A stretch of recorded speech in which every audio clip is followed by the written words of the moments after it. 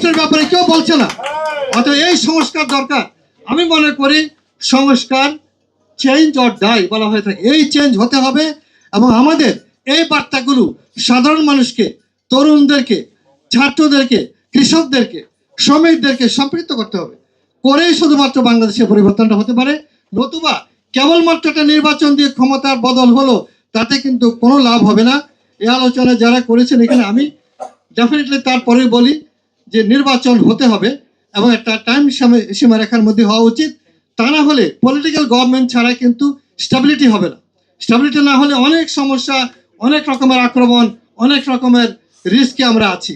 সেজন্য যত শীঘ্র সম্ভব এই সংস্কারগুলো যে করা সম্ভব করে আপনার, এবং আমি মনে করি এই যে ভূমি অলটমেন্ট দেওয়া হয় রাজুক, এই জিনিস টোটালি বন্ধ হয়ে যাওয়া উচিত। তারা ওই ভূমিতে ওয়ার্কারদের জন্য, সাধারণ মানুষের জন্য হাউজিং করবে জাপানের মতো কিংবা কোরিয়ার মতো করে, যাতে খুব অল্প খরচে মানুষ থাকতে পারে। কাউকে জমি, প্লট কিংবা ফ্ল্যাট দেওয়া হবে না, শুধু থাকার জন্য দেওয়া হবে এবং সেটা জেনারেশন আপনার জেনারেশন চলবে। এবং জাপানে কিন্তু প্রত্যেকটা স্থানীয় সরকারি সেটা আছে। তো আমার মনে হয় যে আমাকে দেওয়ার জন্য ধন্যবাদ। সময় অনেক কম, সবাইকে ধন্যবাদ। আসসালামু আলাইকুম।